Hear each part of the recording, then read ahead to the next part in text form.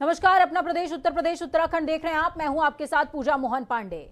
2 चरणों के चुनाव में एक जो शोर था वो लगातार सबके कानों पर पड़ता रहा। वो शोर था किसानों का, वो शोर था आंदोलन का। लेकिन अब लखीमपुर खीरी के उसी आरोपी की रिहाई हो गई है। लखीमपुर खीरी के तुकुनिया हिंसा कांड में मुख्य आरोपी और केंद्रीय गृह राज्य मंत्री के बेटे आशीष मिश्रा मोनू को आज शाम 4 बजे 4 महीने के बाद आपको बता दें कि जेल से रिहा कर दिया गया है। जमानत पर रिहाई मिली है। जेल प्रशासन ने दोपहर में रिहाई के आदेश हासिल होने के बाद जमानती कार्रवाई शुरू कर दी थी, जिसके बाद देर शाम आशीष मिश्रा मोनू को 3 लाख के मुचलके के साथ रिहा कर दिया गया। सोमवार को जिला जेल में आशीष मिश्रा की जमानत आदेश के संबंध में ज्यादातर दाखिल किए गए थे कागज। तो वहीं आपको ये भी बता दें कि भारतीय किसान यूनियन के प्रवक्ता राकेश टिकैत ने आशीष मिश्रा की रिहाई पर प्रतिक्रिया दिया। उन्होंने कहा कि इस मामले को लेकर संयुक्त किसान मोर्चा सुप्रीम कोर्ट का दरवाजा खटखटाएगा।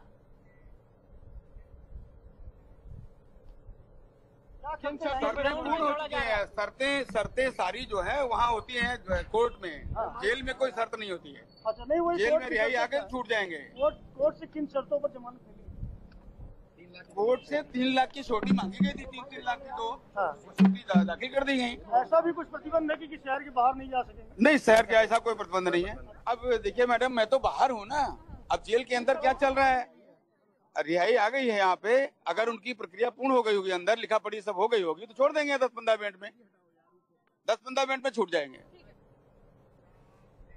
तो ये रिहाई के पहले वकील हैं आशीष मिश्रा के, जो साफ तौर पर कह रहे हैं कि 3 लाख का निजी मुचलका मांगा गया था और उसके एवज में ही रिहाई मिल रही है। सोचिए, किसानों की जान की कीमत 3 लाख। खबरों में आगे बढ़ते हैं। फिरोजाबाद के सिरसागंज विधानसभा क्षेत्र में सीएम योगी आदित्यनाथ पहुंचे। तो वहीं जनसभा को संबोधित करते हुए मुख्यमंत्री योगी आदित्यनाथ ने कहा कि हमने कहा था अयोध्या में भगवान राम का भव्य मंदिर बनाएंगे। आज मंदिर बन रहा है। मथुरा में ब्रज तीर्थ विकास परिषद के द्वापर युग की पहचान को फिर से जीवंत करेंगे। इस पर भी काम चल रहा है। उन्होंने कहा कि सैफई खानदान कभी नहीं चाहेगा कि कोई दूसरा यादव खड़ा हो। जो व्यक्ति 12 बजे सोकर उठता हो वो अपने पराये का ध्यान नहीं रखता है। वो हरिओम यादव जैसे जनाधार वाले नेता का क्या सम्मान करेगा। साथ ही उन्होंने कहा कि 2 चरण का चुनाव हो चुका है। प्रदेश में स्थिति स्पष्ट हो चुकी है। भाजपा दोबारा सरकार बना रही है। सिरसागंज के मंच से मुख्यमंत्री योगी आदित्यनाथ ने कहा फिरोजाबाद की 5 सीटों के साथ करहल और मैनपुरी में भी हम जीतेंगे। भाजपा प्रत्याशी हरिओम यादव ने प्रोफेसर राम गोपाल को शकुनी बताया है। उन्होंने कहा जनता इस बार बाप बेटे को भगाने का मन बना चुकी है। उत्तर प्रदेश विधानसभा के तीसरे चरण के चुनाव प्रचार के लिए बीजेपी ने पूरी ताकत झोंक रखी है। गृह मंत्री अमित शाह आज कानपुर की जनता के बीच पहुंचे। अमित शाह ने कानपुर में एक रोड शो किया। इस दौरान वहां बड़ी तादाद में कार्यकर्ताओं की भीड़ भी देखने को मिली। हाथों में बीजेपी का झंडा थामे कार्यकर्ताओं ने बीजेपी के समर्थन में जमकर नारेबाजी करी। केंद्रीय गृह मंत्री अमित शाह ने कानपुर के आर्य नगर में घर घर संपर्क के दौरान बीजेपी के लिए वोटों की अपील की है। इस दौरान हर तरफ जय श्री राम की गूंज सुनाई दी। बीजेपी समर्थकों ने अमित शाह के रोड शो के दौरान जमकर बीजेपी के समर्थन में नारे लगाए। कानपुर के बजरिया चौराहे पर रोड शो के दौरान बीजेपी कार्यकर्ताओं ने जय श्री राम के नारे लगाए हैं। तो वहीं पुष्प वर्षा करते हुए अमित शाह का शानदार स्वागत भी किया। घर घर संपर्क अभियान के जरिए कानपुर की जनता से बीजेपी प्रत्याशियों के समर्थन में वोटों की अपील करते नजर आए शाह। तो वहीं रथ पर सवार अमित शाह ने हाथ जोड़कर जनता का अभिवादन किया।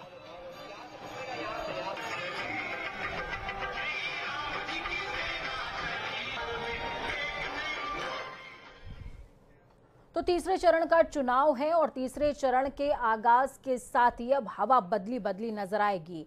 अब आपको मुद्दे भी बदले नजर आएंगे। अब हिंदू मुस्लिम ज्यादा सुनाई देगा। जब राम नाम का नारा सुनाई देने लगे तो समझ लीजिए तीसरे चरण में आपका प्रवेश हो रहा है और ये गूंज तीसरे चरण से 7वें चरण तक यथावत रहने वाली है। खबरों में आगे बढ़ते हैं। उत्तर प्रदेश में आगामी विधानसभा चुनावों को लेकर सियासी बयानों का दौर जारी है। राज्य में 2 चरणों के मतदान हो चुके हैं और अब राजनीतिक दल आगे की तैयारी कर रहे हैं। इसी कड़ी में समाजवादी पार्टी के नेता अखिलेश यादव ने एक बार फिर से सीएम योगी आदित्यनाथ का नाम लिए बिना उन पर जबानी हमला बोला है। यूपी के पूर्व सीएम ने कहा, गर्मी निकालने वालों की टीवी पे देखा ना, जो कभी धुआं उड़ाते थे वो धुआं धुआं हो गए हैं। राज्य में लॉ एंड ऑर्डर के मुद्दे पर सपा नेता ने कहा, वो कानून व्यवस्था की बात करते हैं और उनकी सरकार में आईपीएस फरार है। अखिलेश यादव ने आरोप लगाया कि इनामी माफिया के लिए जौनपुर में पुलिस कप्तान पिच बनवाकर खिला रहे हैं। उन्होंने कहा कि उन्नाव में जिस पर आरोप था, मुख्यमंत्री उसे कार्यालय में बुलाकर पुलिस से बचाना चाह रहे थे।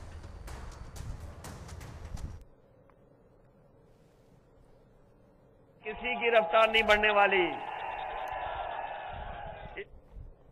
पार्टी ने तय किया है कि इधर जब बिजली का बिल आता है तो आपको करंट लगता है कि नहीं लगता है। इसलिए समाजवादी पार्टी ने तय किया, सरकार बनने पर 300 यूनिट बिजली फ्री होगी, किसी को बिल नहीं देना पड़ेगा।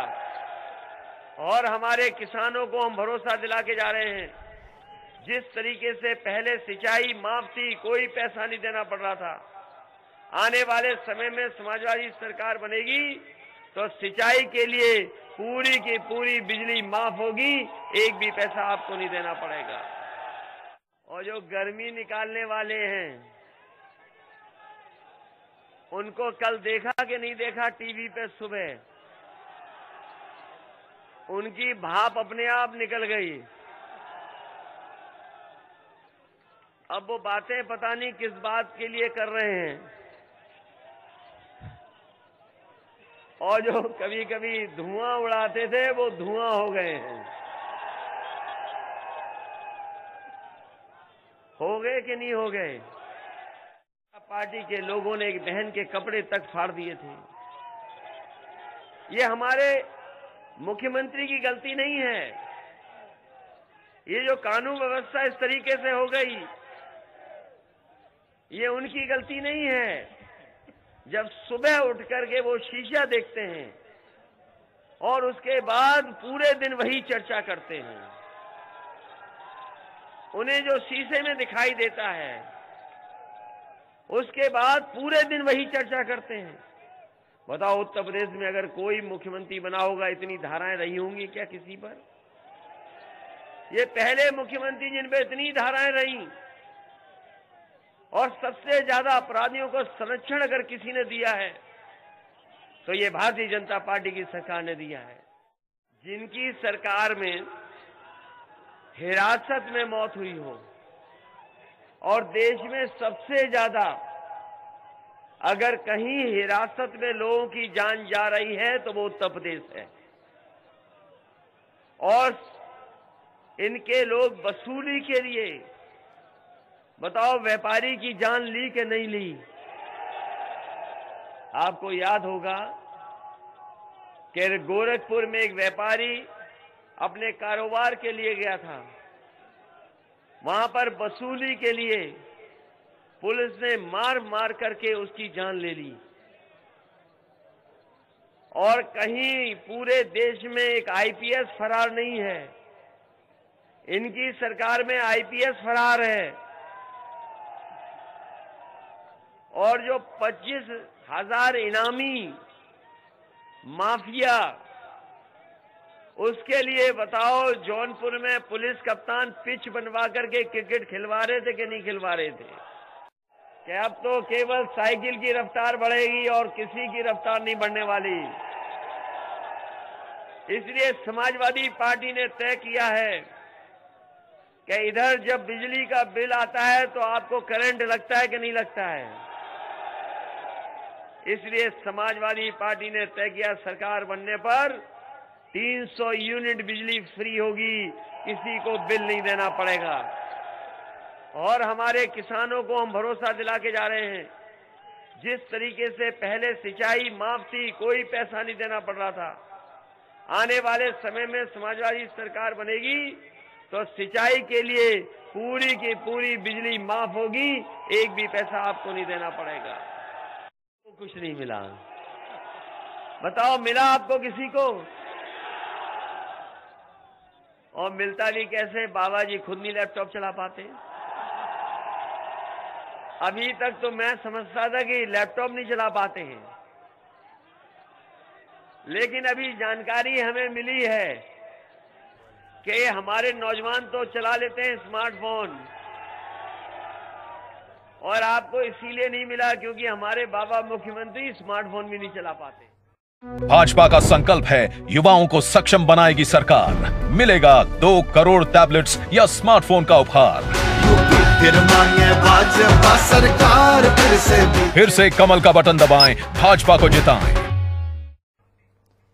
केंद्रीय गृह मंत्री नितिन गडकरी ने प्रयागराज में कहा कि अब हवा में उड़ने वाली बस चलाई जाएगी, जिसका डीपीआर तैयार हो रहा है। गडकरी ने कहा कि डिप्टी सीएम केशव प्रसाद मौर्य को भी उन्होंने इसकी जानकारी दे दी है। प्रयागराज पश्चिम विधानसभा के झलवा चौराहे के पास आयोजित जनसभा में गडकरी ने कहा कि उनकी इच्छा है कि वो दिल्ली से प्रयागराज के लिए सी प्लेन में बैठें और वहां त्रिवेणी संगम पर उतरें। वहीं केंद्रीय मंत्री नितिन गडकरी ने 94 दिन कचरी, प्रयागराज में बनाई जाने वाली रिंग रोड और फाफामऊ में गंगापुर बनाए जा रहे और 6 लेन पुल का काम 2024 तक पूरा होने की बात भी साझा करी है। आपको बता दें कि नितिन गडकरी बेहतरीन काम के लिए जाने जाते हैं और प्रखर प्रवक्ता भी हैं। नहीं, फाफामऊ 3000 करोड़ की लागत से 10 परियोजना 191 MLD की क्षमता की नई फाफामऊ झूसी सहित 8 STP का निर्माण तथा 780 किलोमीटर सीवेज लाइन बिछाई गई थी। ये करने से ही गंगा अच्छी हुई है। कुंभ 2019 में गंगा को स्वच्छ रहने के लिए 53 नालों का, जिसका जिक्र आपने मुझे मीटिंग में दिल्ली में किया था, वो 53 नालों का बायो रेमिडिएशन कराया गया था और जिससे गंगा यमुना में दूषित पानी नहीं जाए।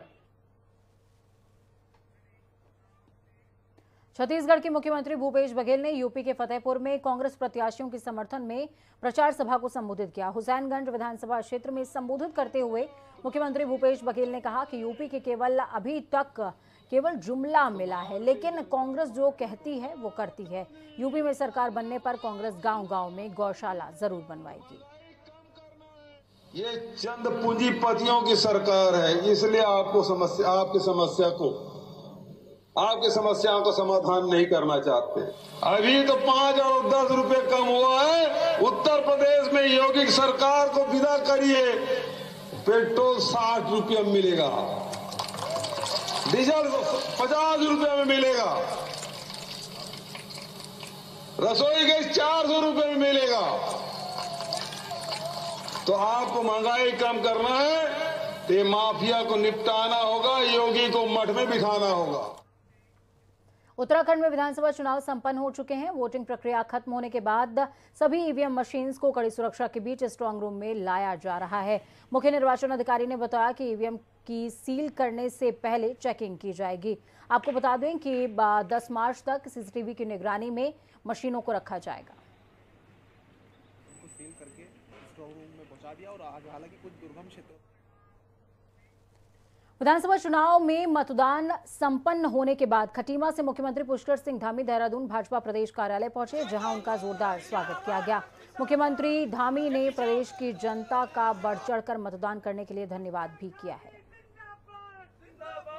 हमने तय किया है कि नई सरकार आएगी। हमने संकल्प लिया है कि नई सरकार के गठन होते ही, शपथ ग्रहण होते ही हम एक प्रबुद्ध जनों की, विधि विशेषज्ञों की, स्टेक होल्डरों की एक हाई पावर कमेटी इसमें गठित करेंगे और वो कमेटी एक ड्राफ्ट तैयार करेगी और उस ड्राफ्ट को हम लागू करेंगे।